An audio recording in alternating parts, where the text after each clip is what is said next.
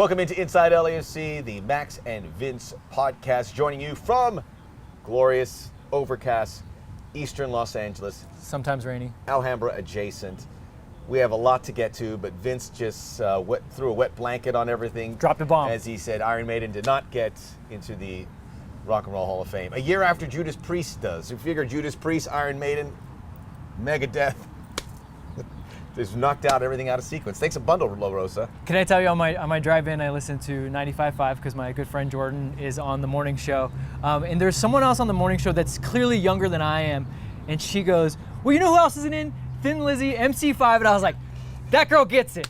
That girl gets it. We're old. We're old hearts here. We're old at heart here. We have a lot to talk about. Before we go any further, a very special guest, Timothy Tillman, LAFC midfielder. We'll get to know him a lot better. See what he enjoys about LA. An answer that might surprise you or put a big grin on your face. He's also, like an Angelino already. He is. It's incredible. He's comfortable here, so we'll get to know it. He's happier, smiling all the time.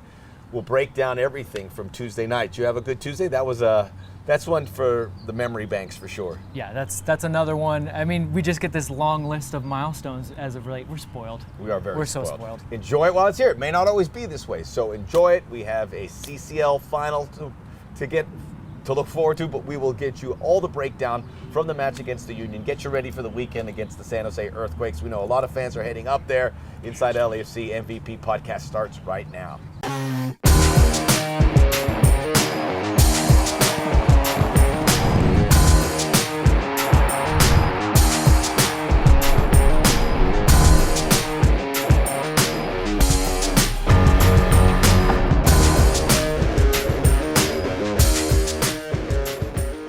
Let's get right into it. An amazing evening last Tuesday night, LAFC dispatching of the Philadelphia Union, Vince, and doing it pretty comfortably. 3-0 on the night. We'll get into the specifics that we stood out, but again, a collective effort. When we got into this game, it was interesting to see Matty Bogusz in the starting 11. You said, okay, I immediately thought this is going to help bolster the bench, which it did, and LAFC were able to flex their muscles late. But just the way they adapt, and we'll talk to Timothy Tillman about it. There's just joy about this team on this run. They feel so comfortable at every stage, and with the exception of that second leg against Alajuelense, it's been clean through this tournament. Yeah, how did you feel going into this game? I was nervous. Were you? Okay, because you're normally pretty loose, and I'm normally very cagey, sweaty hands, don't ask me anything. And I walked in this game being like, it's fine, we got this. I felt nervous just because the history of these two teams, and it was well documented, where it was tie, including MLS Cup, which LAFC won, but it was 3-3 after extra time. Tie when they played the last two games at Bima, tie when they played in Philadelphia way back. That I was thinking, I was just being practical. The law of averages, when teams are that closely contested, the other team at some point is going to win one. Right. That was my reasoning. That's why I was nervous. Nothing more. Yeah. I also thought Philadelphia was coming up a little bit. They were getting some good results, including in the CCL to get to the semifinals. And then maybe LFC, they were not playing poorly. They were playing good, but I thought they were playing a little better maybe in the month of March. Yeah, and when I say that I felt confident, I'm not trying to say anything against Philadelphia. I think that they're a great team, and I think that they deservedly are, a top 2 team in MLS. Probably, when we're talking about who are the best teams in MLS, Philly, LAFC for that matchup. But it was something going back to what you said about the changes. I just felt Philly had played their best possible game in Philadelphia, and the only thing they got out of that was a 1-1 draw, which actually is probably worse than a 0-0 draw for them, obviously, because we get the road goal. And I'm just thinking. And then I thought more about that game, and I was like, well, the second half had a very different complexion because Steve got to go in and make a few changes. So if he gets a little bit of a more foothold in that second half and then has a whole week to prepare, I don't know. There's something the proof about is there. It's been consistently good, that sense. This coaching staff's ability to make changes, not only in game, but then to have a chance to prepare. And once they saw something that was working, I don't know, there was this calm about me that I've honestly never had in the 6 years that I've covered this team. And it was, Look, I walked into that room saying, I feel really good, and everyone was like, get out of here. You ruined it. You just jinxed it. And I actually was ashamed. But then when the game played out the way it did, it was like, yeah. Maybe the signs were there. Maybe because they cleared the weekend. I go, LAFC gets that extra time. Nothing's wasted. You say, oh, they have a weekend. They trained over the weekend. They restored their bodies, they got clarity. And to your point, I mean, we cannot doubt this coaching staff and how they prepare for this team.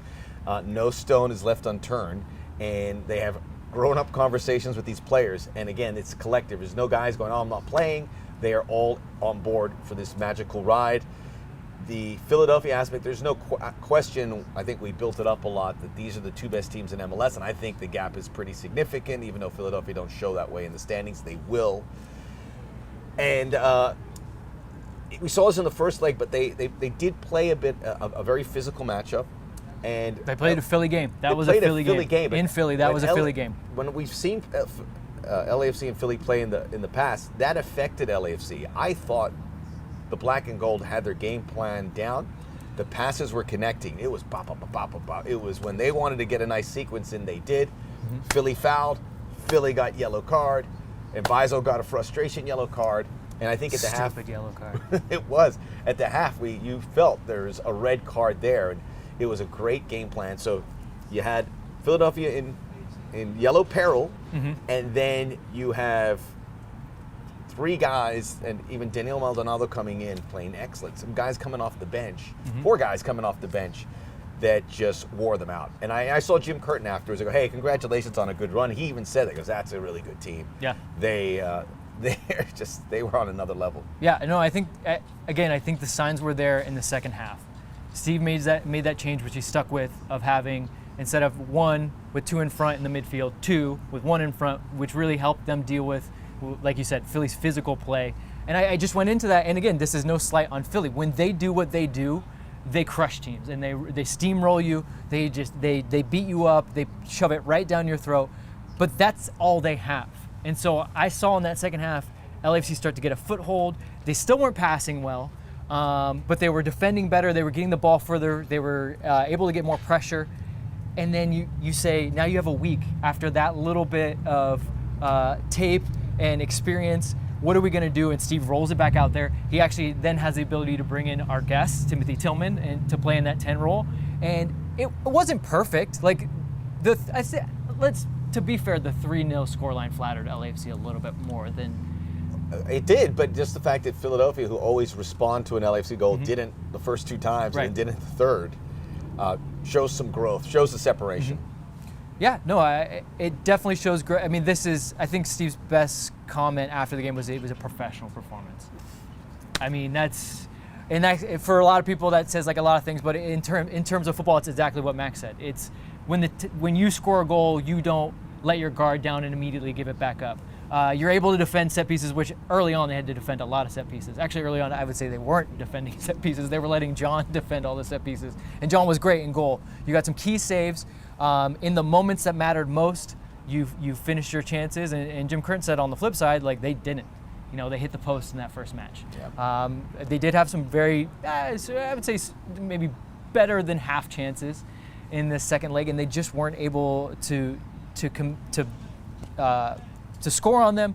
And it's like I said, going back to it's like when I look at this LAFC team, it reminds me a little bit of the way Real Madrid plays when they play in their competition in the Champions League. It's like you can't hold them down to one style, and then on top of it, they have guys that if you make any kind of mistake or the game gets stretched a little bit or you give them the half chance, a Denny Bouanga is going to show up and he's going to score a goal, or they're going to get a set piece goal. Like they just are so good at so many levels of playing you that it's like, what do? You have to defend everything. I think that maybe that's the way that Jim Curtin felt. He was like, what am I supposed to do? He looked that way at the end of the game. And they have so many options to throw at you, and it takes me back to our preseason conversation when you said, where's that depth in the midfield going to come? Well, they have it for days now, and even Eric Duenas, who didn't play, is a guy that you can kind of lean into, maybe give you that Latif Blessing effect of just a guy with energy and running. Mm-hmm. They have it covered, and this happened relatively organically. They didn't rush into anything.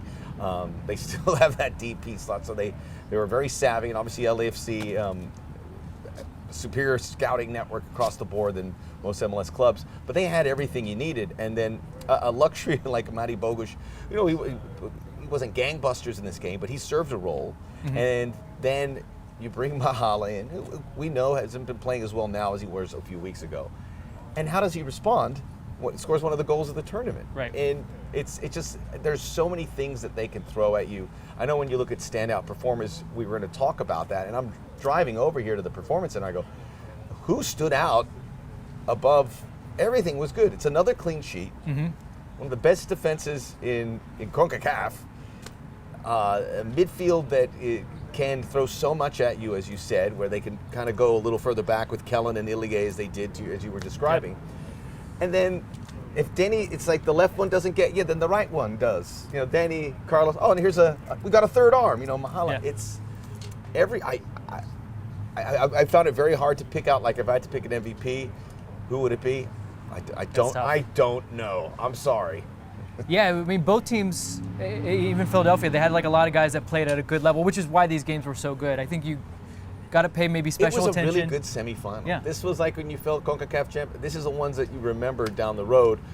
And I know we can compare it to UEFA, but where you have the best in a certain league and they play, that's what you want. We got to start somewhere.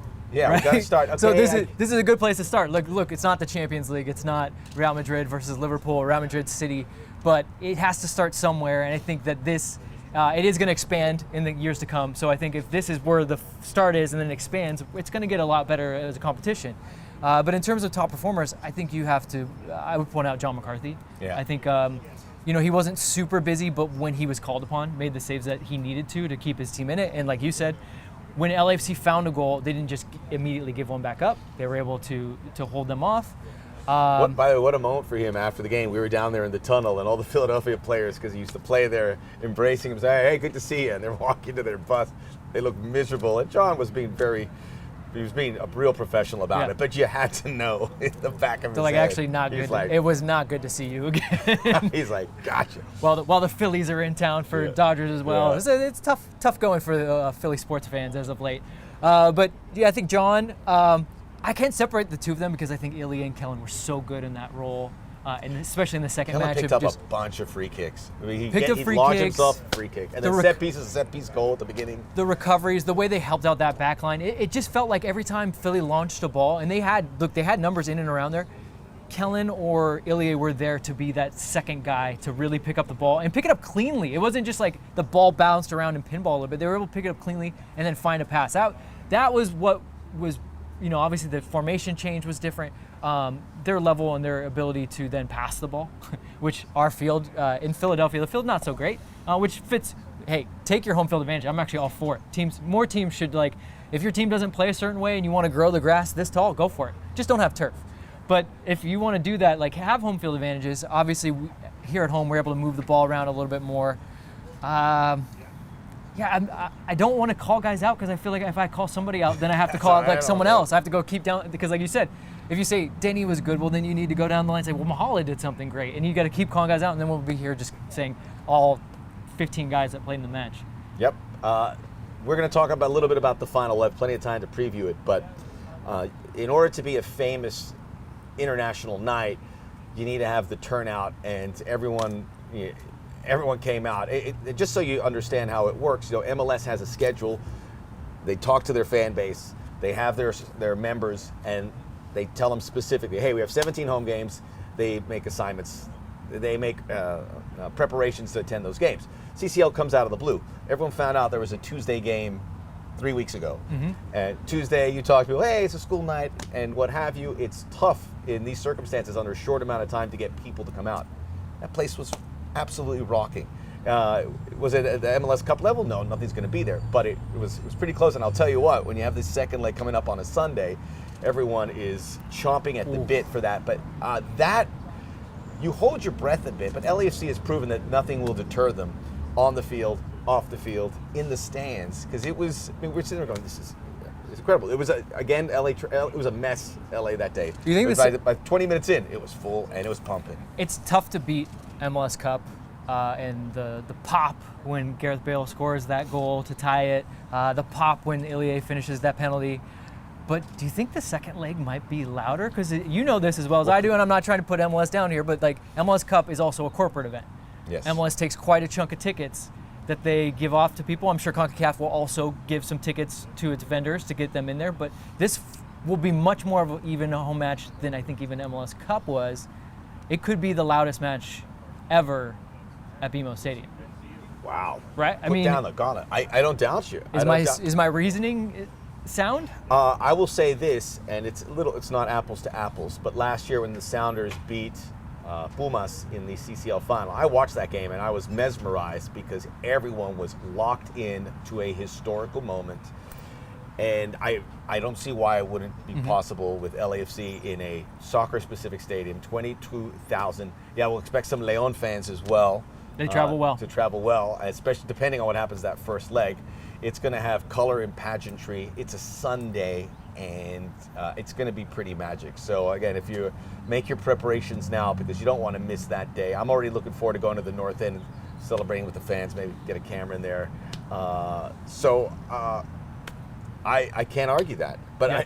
I'm thinking of the MLS Cup final, and I go, can it get better than this? We shall see. It's tough to beat. It's two really good options. Yeah. Though. And Well, we're spoiled for results. And again, that's something we haven't even talked about, the fact that LAFC won the double last year, Supporters Shield, MLS Cup, and now is in the final of the Continental competition. The Sounders won it, and props to them. They're the first to do it from MLS, but they didn't do it in this fashion. This is completely different. This is where we're getting all this talk about, is LAFC the greatest MLS team of all time? I think that's way premature to write those articles. Maybe after this final, you can. But yes, it's stacking up to be, and I think that's the way that they kind of look at it. It was like the goal was to get to the final. Hey, now that we're here, let's do something special. Like Steve said, our fans like trophies. Yeah, there's got to be a trophy on the horizon, if not more. So it's going to be Leon, who they faced in the round of 16, came back from 2 goals down, thanks to that incredible Diego Rossi goal, which you can see on LAFC social. I think they posted it again. If not, it's probably going to be posted. It's incredible. But they'll have that rematch, and Leon played very well. I mean, they dispatched Tigres pretty convincingly. They got the 4 goals. They get 5 goals total. 4 goals. They were very impressive. Took their goals well. This is going to be it's going to be very difficult to win this final. But LAFC is, from what I'm hearing, is going to be the favorite. You look at their path and what they've done. Granted, they haven't faced the Liga MX team. Philadelphia did against Atlas, who's just a couple spots behind Leon currently in the Liga MX standings, and they did it. You know, at the end of the game, they had a little cushion. It was tight, but they were able to do it. So what LAFC did to Philadelphia in the semifinals gives me a lot of confidence about it. And by the way, I don't want to get way too ahead, but December, the Club World Cup, I'm already seeing Ilie Sanchez coming in and tackling Erling Haaland, Man City in the final. Okay, I'll stop. So Man City's winning the Champions League for you? I got the don't bury the tournament headline already mapped here. out. Yeah, it's going to be Man City, Fluminense. Let's say it's Al Nassr of Saudi Arabia because that league's very good. LAFC semifinals. We'll talk much more about Leon when we get closer to the final, but they are a very good team. I think Tigres is a team, I know a lot of people wanted Tigres because obviously that's who they lost to in the final. Tigres is a team that has a lot of top-end talent, but they haven't been performing well. And that maybe is scary. To me, that's not scarier, but it's just harder to prepare for. You don't know when Gignac is going to feel up to it and decide to score a hat trick or whatever. Whereas Leon, now you're preparing more for a team and what they do as a team, and they get at it. They're attractive. Real attractive yeah, football. no, they run. They run. Mena, who scored. They get Nacho I know Mena's still who there. had a great goal over the. Yeah. It's really good. So we'll have plenty of time to talk about it. Now, if LAFC had, look, the schedule is going to be crazy at the end of the month. They're going to be moving some things around. So we're even having to pace ourselves here. We had to talk about Philadelphia, then we're talking about the final. Now we got to switch gears. We got to talk about San Jose. And we'll say next Tuesday is Open Cup. I don't know if we'll have time to really get into that, but Monterey FC. Expect to see changes. Let's just put it that way. But I would say, LAFC does not want to get bruised and lose to a non-MLS club, a US Open. It's actually lower than USL. Yes, so USL 2 or 1? I don't know. I'm going to get myself in trouble here. We're going to get in trouble. But you don't want to lose that game, so LAFC wants to maintain that standard. I expect them to do that. But they have this game against San Jose. San Jose is much improved. They were 14th out of 14 teams in the West the season ago. Did a couple games for them on MLS Season Pass. Real exciting trio up front. They're not very deep. That's going to be a problem for them. That's where LAFC has them. But with Cal and Christian Espinoza and Jeremy Bobasi, they have a lot in a that front three is pretty strong. Yeah, they have everything. They have the guy who can get vertical. They have a clinical center forward, and you have the playmaker. So even before they've been playing well, when they were playing poorly, there's obviously a different LAFC team. 4 straight wins in Northern California. for the specifically in San Jose. I say Northern California because this game's going to be played at the home of the San Francisco 49ers. Have you ever been to a 49er game? No. Are they?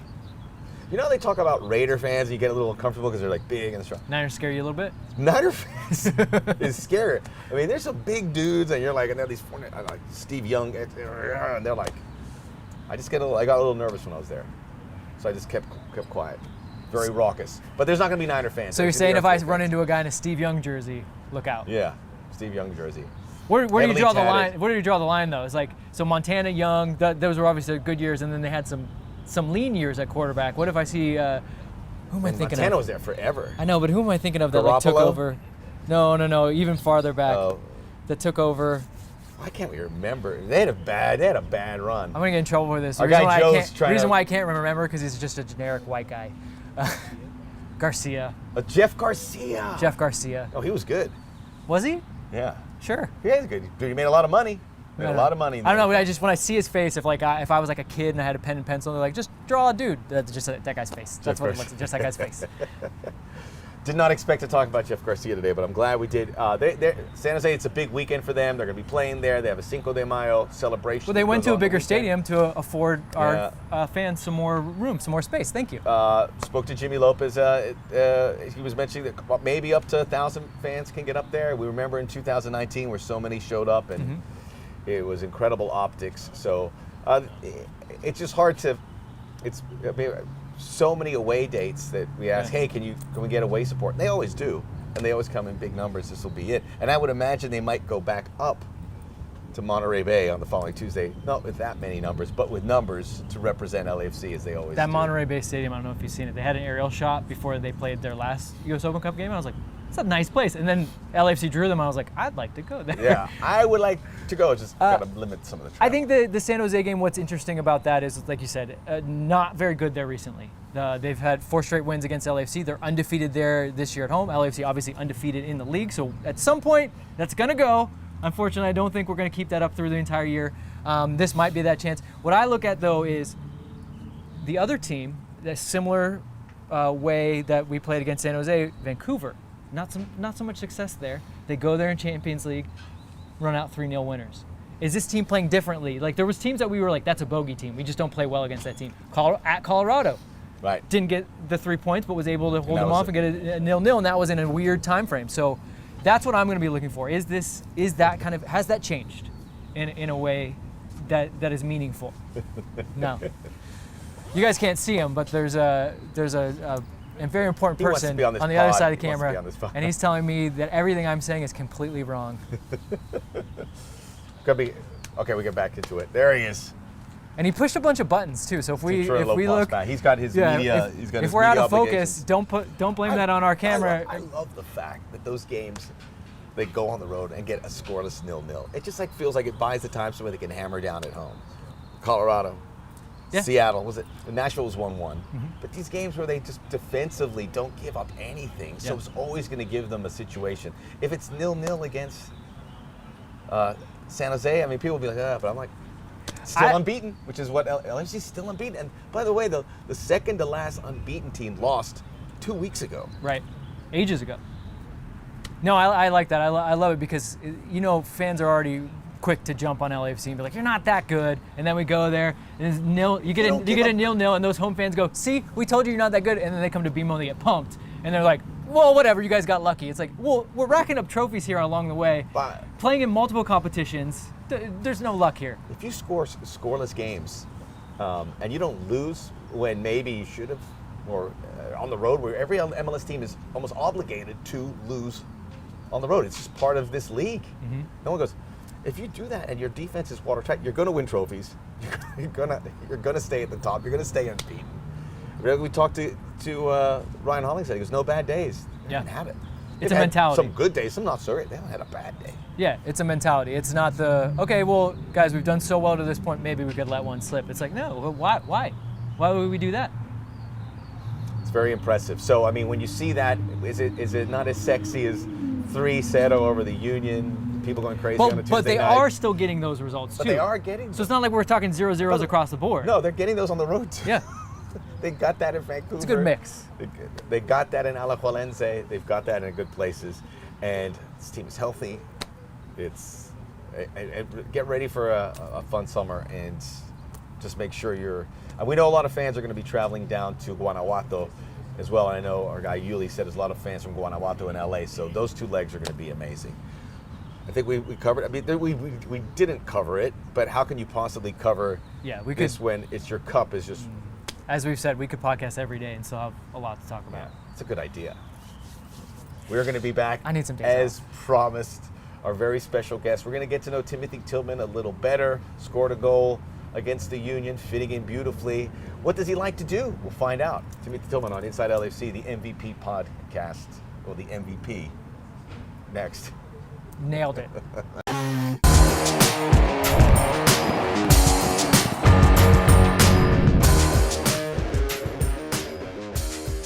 Welcome back Inside LAFC, the Max and Vince podcast. Timothy Tillman joins us. First time, so we're very excited to chat with you, but I just want to talk about the game on Tuesday night because I had a chance to see you, and you guys, there was so much joy in everyone. It had to be, I mean, you obviously have the final to look forward to, but being able to advance through that tournament collectively was very special for you guys. Yeah, of course. I think we were just all happy, happy and proud, and just excited about the final now. It was amazing getting there, and now we're ready to fight. How was the approach, though, in this tournament? It's because it's working. You do well on the road, and then obviously here, clinical in the last two rounds where it wasn't any doubt who was going to advance. Yeah, I think it's just us playing at home. It's a special thing, and we love it, and we enjoy it, and we're really, really strong at home. So we need to, keep that and trust in ourselves at home. Every round obviously has its own challenges. Each team is there for a reason. You come here after LAFC had played Philadelphia in that MLS Cup game. I'm sure you've heard about it. We talk about it all the time. It was crazy. But could you feel it? Did it feel different intensity to maybe the other rounds that you've played in or other MLS matches? I mean, I felt a little rivalry between both clubs. Of course, everyone told me about the games they had already, and it's been some tough games, but luckily the last one ended really good for us. So, you felt it. Who was it? Was it Glesnes or who was it that wanted to run down to give you some words, and you were like, relax? I don't remember who it was, but sometimes you get excited or it's getting a little heated on the pitch, and I'm a more calm person in life too, so I was like, bro, calm down a little bit. What was that? I mean, you did beat what one or two men on the dribble. I've actually asked some guys about this because it seems like in MLS it's a little bit more physical in the way that, like, if you beat a guy, that guy's probably gonna put you down. You beat two guys. Were you kind of like expecting someone to come through? Yeah, a little bit, to be honest, because nobody wants to be beat up or get beat up, but that's the way I like to play, and sometimes I gotta take a hit by that. Yeah, you just gotta be ready to jump. But you're like this. You're very agreeable here. But when I see you go on the field, you're the same way. It's not like I'm getting intense. You're like this. I mean, obviously intense game situation, but that's how you function, right? Yeah, I think it's just my character, my personality. Good. We need more players like you, Timothy. It's good. That's right. Everyone laugh a little bit, and you could still be successful. We'll obviously have a lot of time to talk about that, but we want to talk about you a little bit here. And you and your brother's playing for the national team, and you have American ties. I want to talk to you about that in a second, but how much time did you spend in the United States? Obviously growing up in Germany or Los Angeles, is this like obviously the most extended time you spent there, but how familiar are you with the U.S.? Not that familiar at all, to be honest. I've been here once for a training camp with the Bayern pros back in the days, and once for holiday, but I've been to Miami, so I've never been to the West Coast, and it's my first time, or it was my first time here, and I really like it. I would like the weather a little bit better than today. Well, we got it. Yeah, today's a rough weather day. If you couldn't tell in the background. He thinks it's like this all the time. He thinks it rains nonstop in Los Angeles. It feels a little bit like Germany. At the moment, I'd agree. But you look comfortable in Los Angeles. I mean, because I see players and there's a transition, but I feel like you almost could go to the beach or take a hike. You're like, yeah, I really like the city. I like the people here. I like the mentality of the people living here, and yeah, I just enjoy being here. What has started to become your routine here? Like, what are some things that you like to do? Or like Max said, you can hike, you could go to the beach. There's so many things. Is there something that you've kind of started to say, like, oh, this is kind of fun out here? Nah, I'd say every time I get hungry in the afternoon, I'll visit a taco food truck. I love them. I love them. That's one thing I really like. It's like he's been in Los Angeles his entire life. Yeah. Do you have a go-to order? No, I like to mix them. I like to mix them. Have you tried the Al Pastor Trompo where they pull up? Yeah. That's my go-to. Amazing. I like all the tacos they serve. I just love it. They're good for you. Carlos Vela once told us on the podcast that the taco experience actually made him a better player. I don't know if he was joking around. Yeah, I think they aren't as, or they're not unhealthy. So I love eating them. Every time I get hungry in the afternoon, I just need to get some. You've obviously been very busy with football and soccer, but is there something you want to do in LA or in the US that's on your list now that you're here? Yeah, of course I just want to explore the city, but I'll wait for my family and friends to just, visit every place you need to see here, and yeah, I'm really excited about that. Good. There's a lot to see. Yeah. Tacos aside, what are some other things that if I were to ring you up after training, you've got the rest of the day? What type of things? Are you a reader, a video game guy? What kind of things are you into? I'm a video game guy. Yeah? Yeah. Okay, what's the game of choice right now? There's two games, like FIFA, of course, and Rainbow Six Siege. Okay. It's like a shooter game. Did you put the headphones on? Yes, of course. Okay. I'll be waiting online with my headphones, focus on a PC, and yeah. There's a couple gamers in the group, right? Yeah, we got some. Yeah. We got some. But you said focused. Do you think that helps? I mean, obviously FIFA, you're doing it, but I mean, people think, oh, video is wasting. But does it help you just because of focus and just being locked into something and being competitive? Maybe, yeah. I think it's just helping me by, me doing what I like. Getting a free mind and just enjoying things. So yeah, that's the way it helps me for sure. And what I also like is cooking. I really like cooking. I think he's like the only player we've ever got. Most guys we ask, like, what's the best thing you could cook for yourselves? And it's like, boil some chicken, or like, I'm like, maybe you boil he starts chicken. his own taco truck. Oh. That would be nice. That would be nice. Yeah. What kind of meals are you a guy that you cook a bunch of things that you know to and go to, or are you actively looking for more recipes to try to test yourself? I started using HelloFresh again, because I like to get some variety in my meals, and to be honest, if I think about it myself, I just cook the same stuff every week. So yeah, I really like the way it is now. Get my food delivered and just cook it, try something new, and yeah. There's one thing I've noticed, whether you like it, is the level of fashion on the club has gone through the roof. I've seen, Danny Buongo was in his Yves Saint Laurent tracksuit with his pants. I've seen Gucci. I've seen Dolce Gabbana. Kellen Acosta's bringing it. Is that competitive with the attire that you guys wear? And who is the best dresser? Kellen is in a different league, so it's not that. Yeah. I've seen you. I don't know. Nah, Kellen is above it all, but yeah, of course, like some players are into fashion, and I like it too, but yeah, I wouldn't say it's competitive. It's just our self-expressions. It's important though. You want to dress confident, like you play confident. Yeah, for sure. I feel like we're like E as well here, talking about fashion. It's very. Well, we're fashionable guys. I like to think we are. We do okay. It's okay. Yeah, for sure. No, that was very nice. Are you an NBA guy? Do you like? Not yet, but I would love to get some more, or some, more into NBA. But you see those guys rolling in, and it's obviously that's even another level. But like you said, self-expression. So when you're like waking up in the day, because look, I know a lot of people. They're like, Vince, stop talking about fashion. I'm sick of seeing your clothes or whatever. And I get it. Like if you wake up every day, you wear the same thing. I get it. It's one less thing to think about. But I actually enjoy thinking about like what I want to wear and how I want to express myself. Is that how you go into it? And like, take me through like a game day fit. You're about to get ready for the game. Like, is it a mindset thing? Just something you want to wear for the day? I think a game day, or on a game day, I usually wake up a little later than than for training day. But then I get some nice breakfast, go for a little walk, and after that maybe get some fruit, because there are those little fruit stands all around in LA. Those ones I like them too. He's exploring. LA it's guy, amazing. You're doing great, Timothy. Yeah.